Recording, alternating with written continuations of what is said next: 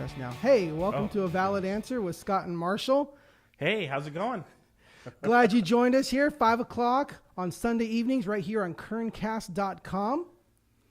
What do we got going on today, Marshall? What do you have for us today, Johnny? Today we're going to talk about 6 arguments that Christians and atheists like to pitch at each other, but they're actually really bad arguments. We probably shouldn't really be making these. Okay. Talk to you about kind of how you can answer them back if someone pitches the argument to you. Yep. So it's going to be a valuable kind of a lesson because you're going to learn something that's really practical and helpful. Wow. So, and then we kind of have a surprise towards the end of the show. Where we're A surprise? Yeah. Wait a minute. I don't even know if I know what's going on. I do. I'm just kidding. Well, we're going to talk about something that you and I agree on.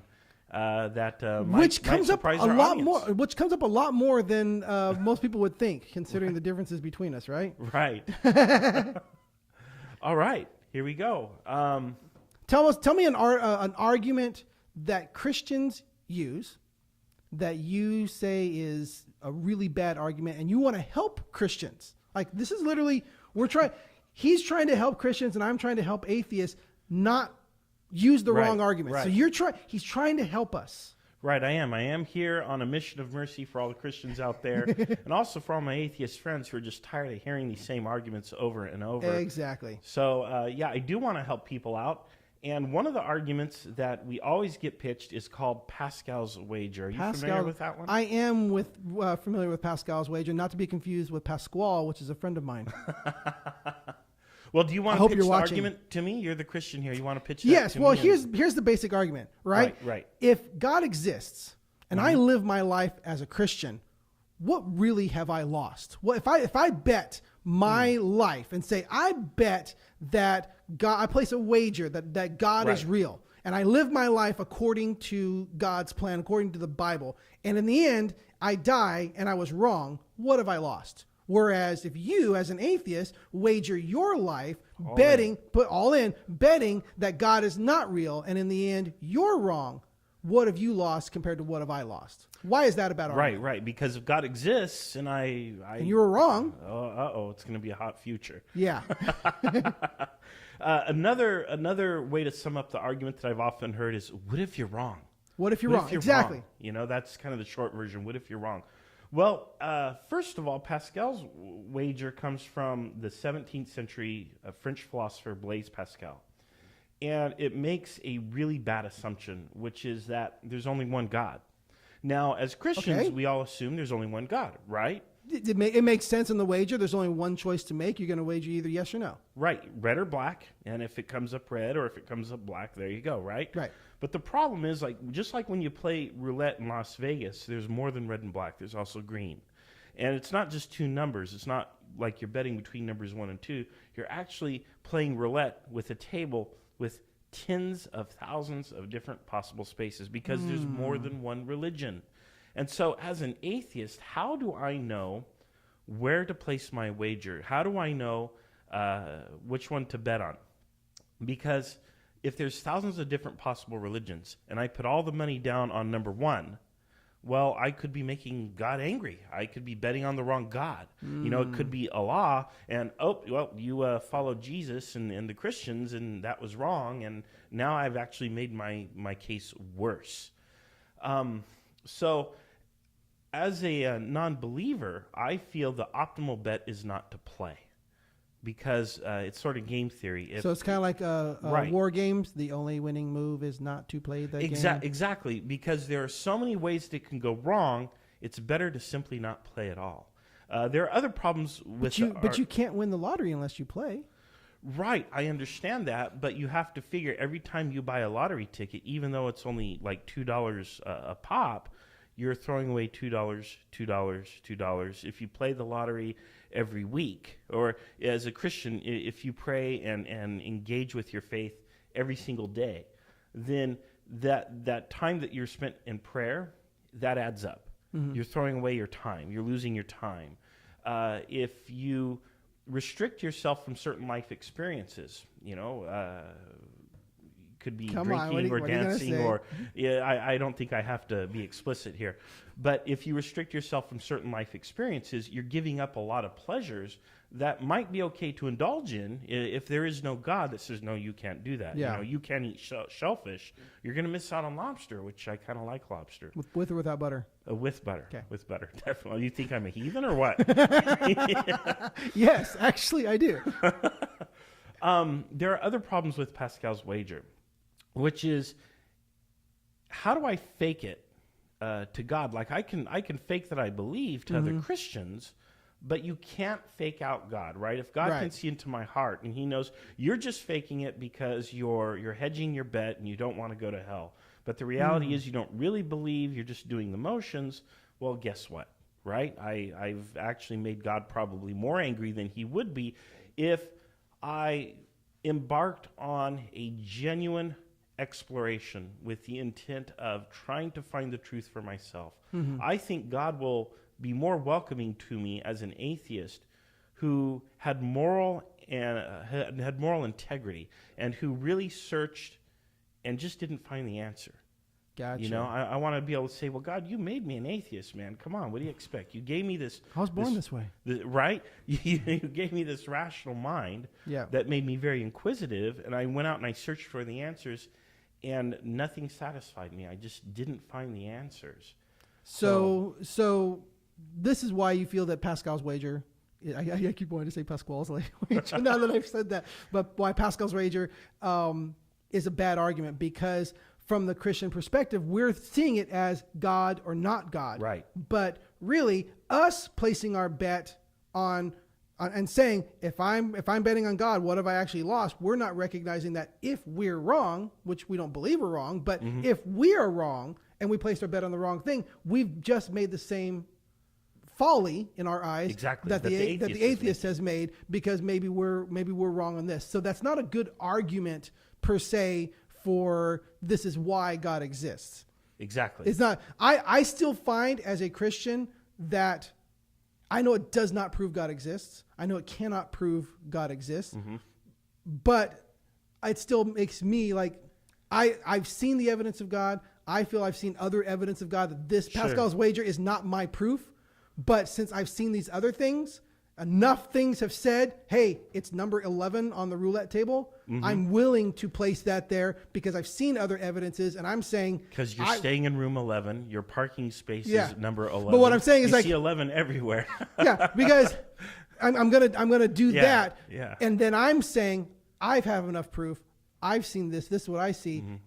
If you don't believe me, and if I'm wrong, I haven't really lost much. But so it's not a good proof.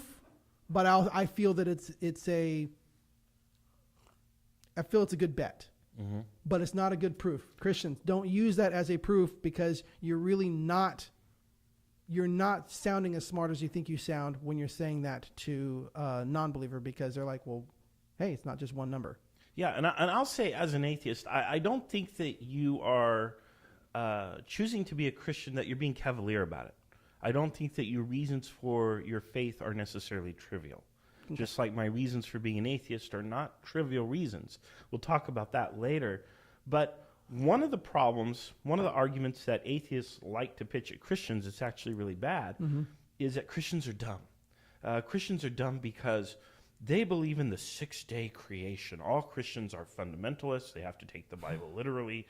Christians believe in talking snakes. By the way, did you know that the snake in the Garden of Eden walked upright before he was cast out? Most people don't. That's a little fun fact for you. Christians believe in unicorns. Bible fun fact from the atheist. Christians believe in unicorns, which are mentioned in the Bible and pretty much nowhere else. Christians believe in Noah's Ark. You believe that 2 of every animal lived within walking distance of Noah's Ark. It took them 500 years to build it, so it's possible. They could have, right? You know, they started 500 years ago. Penguin. Yeah, that's a heck of a march of the penguins, right?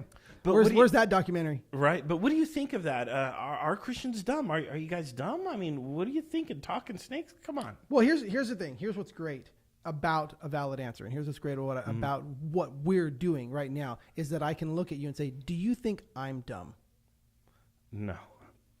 No, I don't. You know what I mean? Do you think I'm dumb? No, absolutely. Do you think not, I'm actually. unintelligent? Right. No, All right? I think you're actually a So pretty bright just guy. like, in the same way, and what this Yeah. whole podcast is about, and what we're doing here is to look at and say the other side. It's an easy argument to just say, well, the other side is just dumb. They're just dumb. Yeah. Now I don't have to argue with them because that right there is a logical fallacy. It's ad hominem, where you attack you're attacking the person, and not the idea and or not the the idea. argument. Now Yeah. I'm sure there's plenty of things to attack on the idea in the eyes of an atheist, but as soon as you say, well, that person's just dumb, then you no longer feel you have to engage with them. You no longer feel you have to, and whatever evidence they do start producing, whatever evidence they do start producing, you don't accept it. You don't open you suddenly are the person who has blind eyes. You are suddenly now the closed-minded person because you have said, well, that person's just dumb. Therefore, everything that they're saying, none of it's going to make sense anyway, so I don't have to listen to it. And you've closed your eyes, closed your mind to, what could be a valid answer. You are just rejecting it simply because you think you are better than the other person. It's actually really a form of bigotry. Sure, but what about the talking snakes and the unicorns and so on, though? What about that? I mean, that is a legit question. Yes, it's a legit question because it comes down to we don't see that now. Mm-hmm. I don't see how that could possibly be. But again, we take right now, take you back 500 years, 1,000 years, 1,500 years in time, and you start telling stories about how mankind is going to walk on the moon, and you're going to sound just as dumb to them. Right, you're going to sound crazy. You're going to sound crazy and dumb to them because those are experiences that you know about, you've seen, you've experienced or whatever, that they haven't, that don't make any sense to them. So the stories in the Bible and the things that happen in the Bible from a Christian perspective, these are things and ideas and stuff that's happening that God understands that we don't. So we as Christians understand that we can't know what God knows. We can't see what God has done in the past. We can only look at, well, it says this happened. I believe in an all-powerful God that can do these things. And even though I haven't seen those happen, I can logically believe that because of who God says he is and because of what's been proven to me about God, I can take that leap of faith and say, okay, even though I've never seen these things, even though that seems weird to me, I accept it coming from God. What about metaphor and allegory, where some of these are actually just stories told in a way that people of the time can better understand them? Is there some of that going on? I mean, like, not all Christians are fundamentalists, right?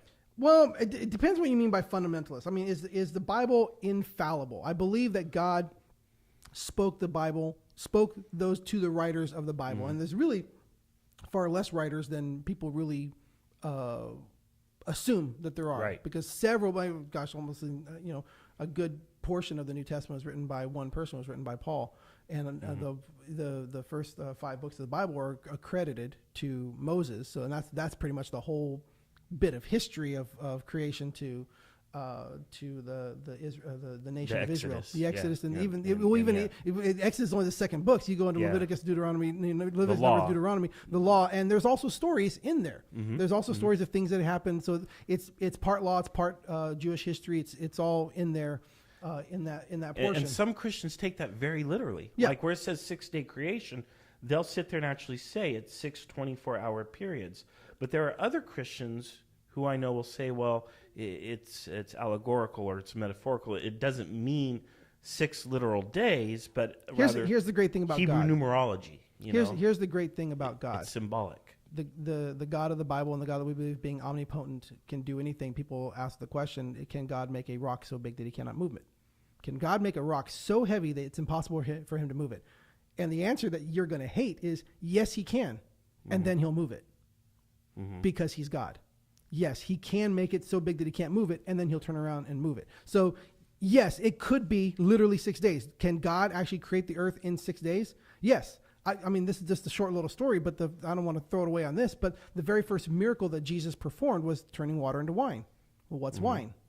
Wine is not what's in your cup. No, turning water into wine.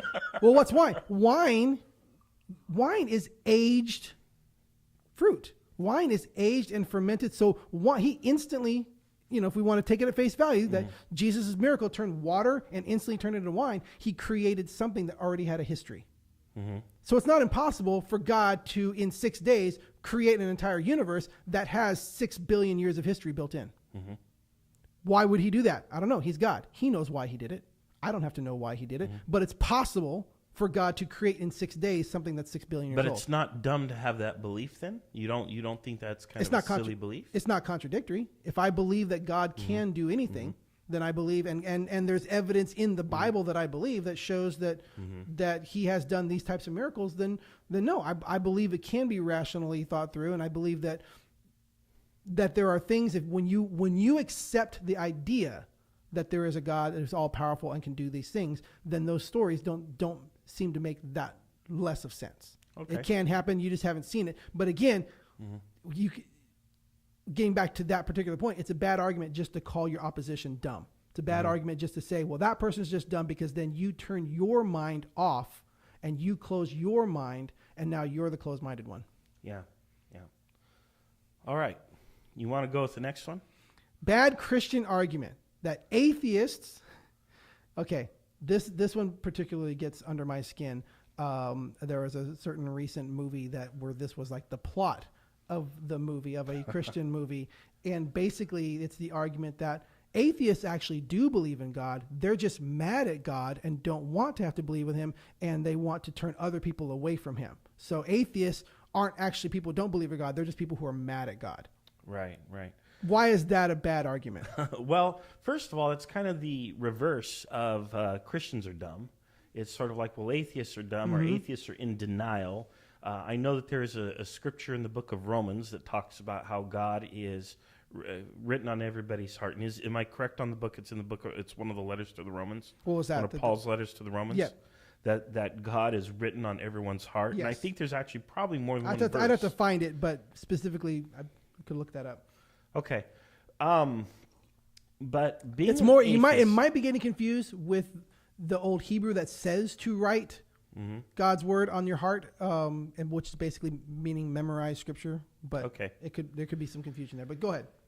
Being an atheist is actually kind of hard, especially in a culture and at a time where most people still say they are Christians. Now, that number is declining, but I don't want to read anything into that. That doesn't mean that God doesn't exist or anything like that, but I don't want to construe that to mean that. Yep. But we still live in a culture today where God is everywhere. God is on our money. He's in our Pledge of Allegiance and so on and so forth. The president often invokes God. You know, we have Whoever the God president we trust is. written in City Hall. We have prayers, public prayer sessions with our legislators, and all of that's going on. Does Congress still open with prayer every session, or I do they don't stop know. that anymore? I don't know know. it used to be a Valid thing. answer. I don't know. But my point Write is, a comment in and let us know. to be an atheist in this environment is still hard. There are a lot of people who I know who are atheists, but they are literally still in the closet because they know that if they come out to their family and friends as an atheist, they're going to lose family members, they're going to lose friends, they could even lose spouses. And so they kind of have to keep it, under wraps. So being an atheist is actually a big deal. Okay. It's I don't know if I would put it on the same level as like, well, I could have some issue with my sexuality. I could be gay, for example. I know that coming out of the closet, being gay is very difficult for people who have done that, from the people who I know who've had that experience. Likewise with being an atheist. Okay. And it's not necessarily that you're mad at God. It's probably, for a lot of people, and like in my case, I went on a journey. What happened was evidence started to accumulate in my life that there might not be a God. And I began to look at other religions, and I began to look at the history of religion and so on and so forth. And over time, information piled up that suggested to me that maybe God does not exist. Maybe there are other explanations, rational explanations, for the things that we used to attribute to God and God's divine intervention. And one of the things I like to say, Tim Minchin, the comedian Tim Minchin, I can't pronounce the last name, sorry, but he summed it up humorously in this way. He said, every mystery ever solved throughout history has always been not magic.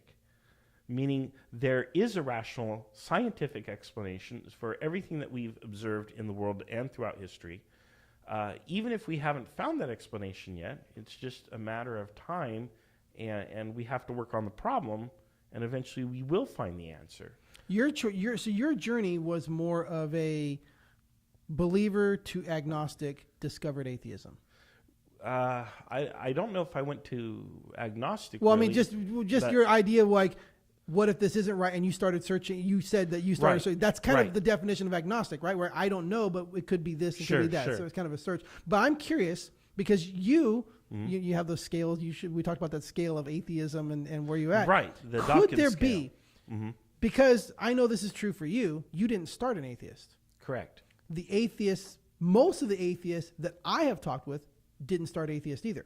Right. A lot of them started, and I'm not trying to perpetuate this bad argument, but a lot of them did start either in Christian homes or things like that. Could this bad argument possibly have some weight for atheists who are anti-theists? Well, something starts people on that journey of investigation, but that's not necessarily always a traumatic or even an angering experience. Atheists are oftentimes, people stereotype them as angry, and there are reasons for atheists to be angry because you look at how Christianity shapes and influences our society. And if you don't believe in God and you see all of these laws, for example, laws against things like gay marriage, if there is no God, why bother with having a law that tells people two people who love each other cannot have a committed relationship with one another that's recognized by the law? And they can't have the rights and benefits that go along with it because of some, superstitious belief, if you will. Because if there is no God, and that's what religion is, it's superstitious, unfounded belief. Okay. And that does make people very angry. And that is why atheists are often talking about their atheism and why they're always attacking Christians and so on. Because the reason atheists are angry is because religion influences a lot of the things in our life. And I think maybe if you're Christian, sometimes it's hard to recognize just how powerful an influence Christianity still is. Wait, are you talking about my society. Christian privilege? I guess you could word it that way. It's Christian privilege, maybe. In America. And there is something to that, I think. But that doesn't mean that people become atheists or that they are atheists because they're mad at God. It doesn't mean that they secretly believe. It's simply there's a triggering event or there's something else that happens, and that triggering event isn't always traumatic or angry. Cool. All right. So then people, what final words on that? People should not be... Don't assume that all atheists are angry. Don't assume that atheists secretly believe in God. It's best to kind of dialogue with atheists and find out. Gotcha. Yeah. All right. Well, next one, bad atheist argument. God is evil. Your God is evil. He is a genocidal megalomaniac. He did the Great Flood. He killed millions of people. He invented all kinds of parasites and terrible things. He lets evil happen. Actually, the problem from evil is a fair question. But he tricked Adam and Eve and all of these other things. God is evil. And I hear that a lot. That is a common atheist argument. I would, atheists even say if God is real, I still don't want to follow God. Well, I will answer that bad atheist argument with another atheist argument. Great. Let's have it. Evil is subjective. There you go. Well, there you go, right? How can you as an atheist say that God is evil? I mean, seriously, how can you sit there as an atheist saying that evil doesn't exist, it's merely a construct of what people have agreed on, and hold God to your level of evil when you yourself say that evil is subjective? And I have to concede that, Scott. I agree. I think that if morality is subjective, then you cannot say necessarily that God is evil. Now, you can say God is evil from your opinion, from your perspective. We talked about that actually today in church. He was at church today. Well, I just this is a good point. Observer. This is a good point. He was at church today, and the building did not catch on fire. Lightning did not strike him. Nothing like that warm in there. happens. But it was a little warm. It was a hot day, and we didn't turn the air conditioning on soon enough. So yeah, it was getting warm. I don't think that was because of you. But really to address that, even that, just as a sidebar, the idea that people would think like, well, I mean, why do atheists even have that thought? I mean, I know it's kind of a joke, but at the same time, why is that even a joke of, well, if an atheist comes to church, man, better watch out, man. The place is going to burn down and God's going to strike them. It's like, really, when an ambulance shows up at a hospital, do you assume that there's something going to go, that now there's something going to be wrong because suddenly there's a sick person at the hospital? Oh my gosh, a sick person at the hospital is going to make everybody sick, and this is going to be horrible. That's what the hospital's there for. Right. Of course, if an atheist comes to church, God's not going to strike anybody down, because God's like, yes, he's in there. He showed up. He was at church today. And part of what we were talking about at church today, talking a little bit about faith and perspective.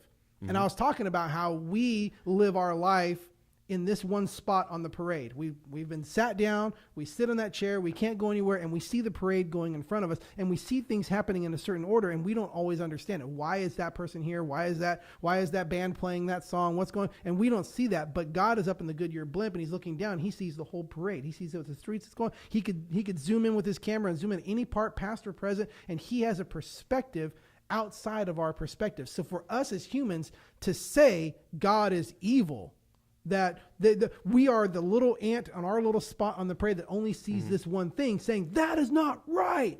And we have no sense of perspective, no sense of perspective, of the perspective that if there is a God, what he sees and what he can control and what he can do. Our little sense of perspective, it really becomes, you really actually see how, just how arrogant of mankind to be the little ant on the parade saying, God, that's not fair, and you don't know what you're doing. So you're saying that God isn't really evil? No. God is not evil.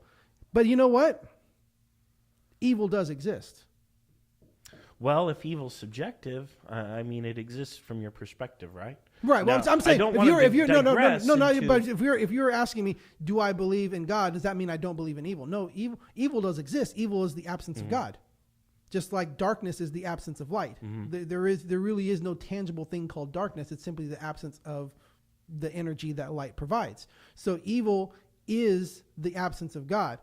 And that has to be there in order for us to have a choice. There is no choice. If you are a robot programmed to only make these decisions, then there is no choice. There is no, love does not exist. Yeah, choice animals does not aren't exist. evil because they prey on other animals. No, but because Right. human beings get They to don't have choose. free will. Because human beings have free will. And by giving human beings free will, God is allowing us to have consequences for our bad choices. If there were no consequences for bad choices, it's just the same as having no choice. So, Okay. All right. bad Christian argument. Well, there are other, one of the things that I get all the time is, well, if you don't believe in God, then how do you explain where everything came from? Or, you can't explain, this anecdote that happened to me. And I get that a lot. People will tell me a personal story, a personal anecdote, something that happened to them. And I listen very respectfully, and I already know where they're going. They're going to say, well, I had this amazing experience where God spoke directly into my heart, or I asked God I've for told a you those miracle. stories. You have. I asked for a miracle, and I got it, And I get that. Those stories are real. They're meaningful. They're powerful. You're telling me the truth. I believe you when you tell me these stories. I believe that you had an experience. But that evidence isn't really evidence per se, certainly not from a scientific perspective. It's not objective evidence. It is what's called an anecdote. An anecdote is a personal experience or short story or kind of a one-off, and it's not objective evidence like you've just said. Real quick, correct me on this. Go ahead. I think you have before, aren't statistics a gathering of anecdotes? Well, statistics it's data. Right. You're gathering a bunch But of each data. point is an individual anecdote.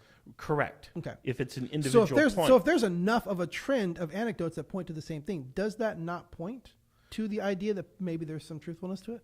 Yeah, absolutely. Okay. And that's why you gather more than one example. Gotcha. Good. But the problem is... But what you're talking about is simply, you can't explain it, therefore God did it. Correct. That is a common argument. And I don't want to... I want to go back to this thing where you're saying that, each point is an anecdote. But other religions also have the same stories. For example, near-death experiences. A lot of Christians will talk about, I died and I saw the bright light and it was Jesus. But the Muslims have their own version of that experience. And Hindus have that their own version of that experience. And when they have that experience, they're not running into Jesus, but they're running into whatever their culture says the afterlife is supposed to be like. Got it. So near-death experiences, which Christians love to share, and you even have books and movies about it. You know, I died and I saw Jesus. Yeah. You know, I think The Onion made fun of it, where they had where Christian boy dies and he meets Allah. You know, and he comes back. What do you do? Did you know? Sorry, side note. Did you know there is a Christian version of The Onion? Oh my gosh! It's called the Babylon Bee. Yes, I've heard of it. You're right. Yes, that's right. It is hilarious, especially for Christians, because it really does bag on Christian culture quite a bit. And I'm like, yeah, I've seen that happen. So. You got to be able to laugh at yourself. You got to be able to laugh at yourself, and I love the Babylon Bee. But no, they're not sponsored, but Babylon Bee, you could sponsor our show. That's right. That's right. We'll mention you every single show. We are looking for sponsors. If you want to sponsor our show, this is an absolute shameless plug. A valid answer. Break. Yeah, commercial. Yeah, we're going to go to a commercial break to a commercial about ourselves. A valid answer at gmail.com. Let us know on that. Comment on Facebook. Hey, Chris Stevens, thank you for saying it's a wonderful show. So thank you, Chris. Thank you. So basically, I appreciate when people are sharing these stories with me. I really do. It means a lot to me that people are opening up, and because a lot of times people are being very vulnerable when they're sharing these stories. Yes. I'm not going to attack a person who shares a story. I'm not going to say, well, that doesn't mean God exists to you. I'm not going to be a jerk about it.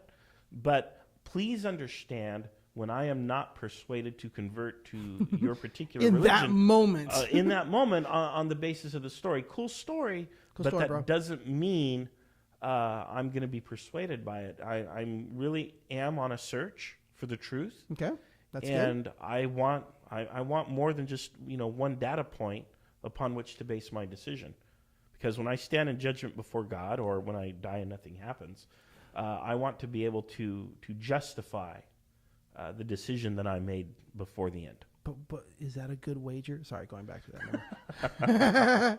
So real quick, going on to we're gonna come to a close. I think we've done 3 of each one. Have we? Or is there one more? Oh, there's one more. Okay, cool. And before we come to a close, we got something. I know, that's why I want to get to that. Right. Yeah. Okay. All right. Bad Christian argument.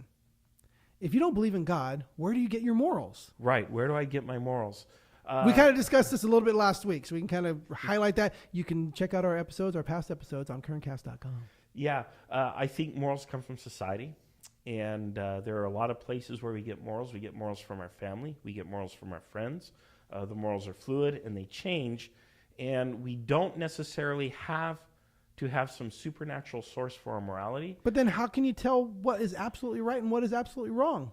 It doesn't exist. There is no absolute right and wrong. It's opinion.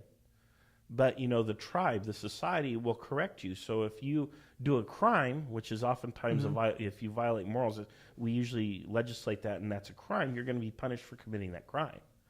So in that way, we enforce our moral code in the society. So, yeah, atheists might not recognize the existence of God, but that doesn't mean they don't have morals. That doesn't mean that they're going to be lawbreakers. Many of them are very law-abiding citizens. So just because you don't know God doesn't mean you're just going to start breaking laws everywhere. Exactly. Got it. In fact, the atheist proportion of the prison population is well below 1%, whereas atheists are much more than 1% of the U.S. population. And there's a lot of Christians in prison, huh? Well, but again, I wouldn't say that that's an indictment of Christianity. Gotcha. That doesn't mean to me, I see it as they didn't. I'd say a lot of them didn't go into prison as a Christian, but maybe at the bottom of their life found Christ and found Christianity in there, and now they're trying to live a Christian life, but in prison. And some people, I think, need that in order to kind of turn their life around. Yep.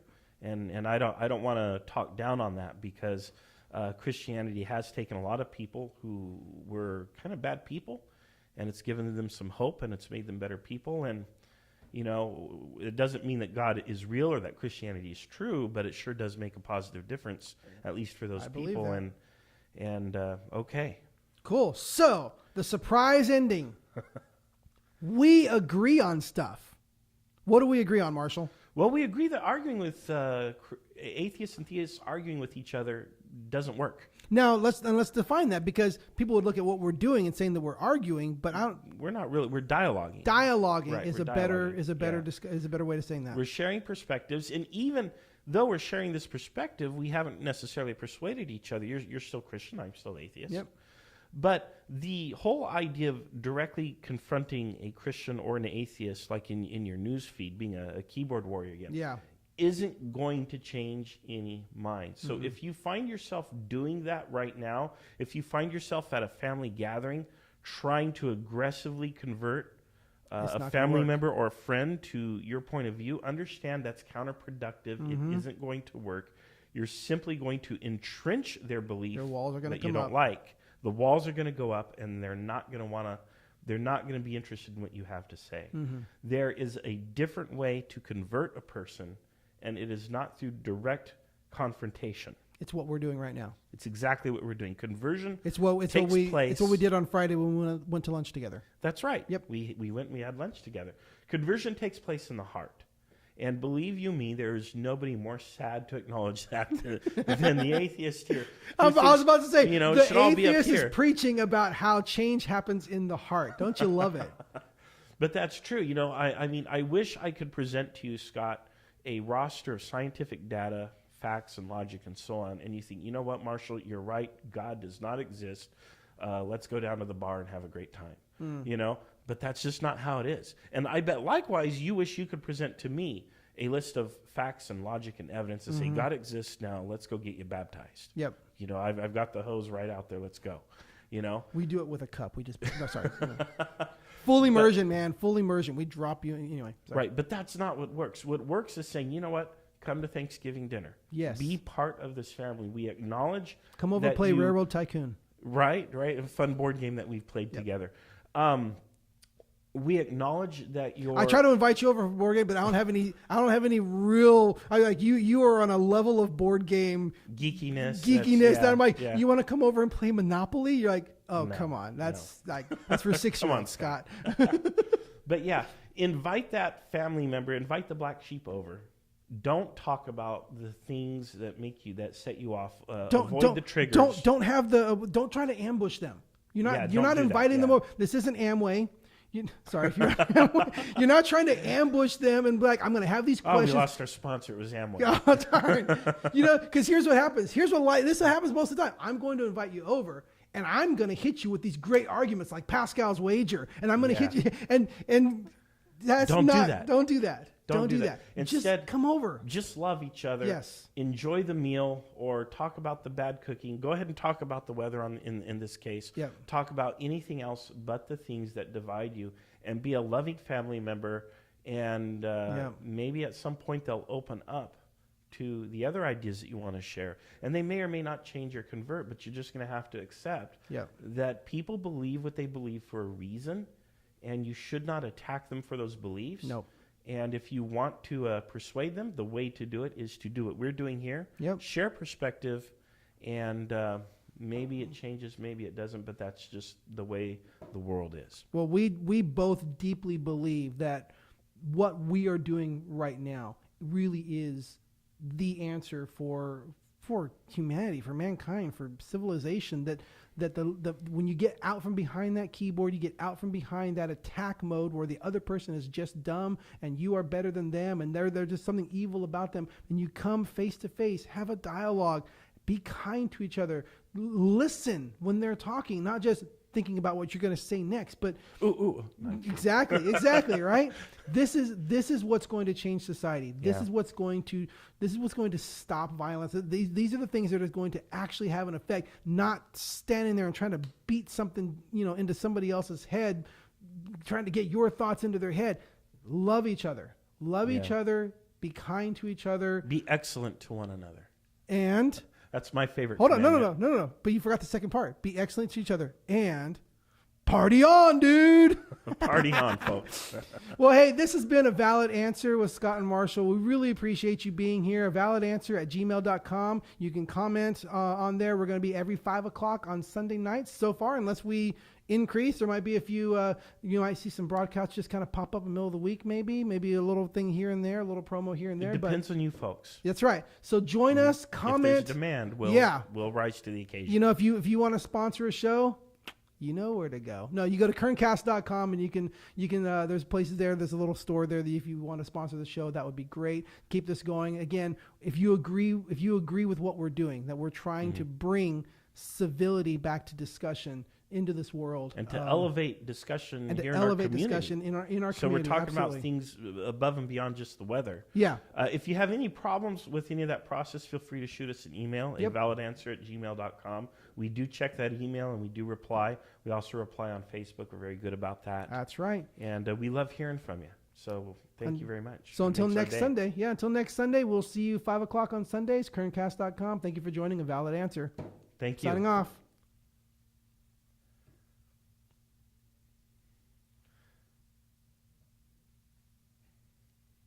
It was a good show. Yeah, it's a great show. It's a good show.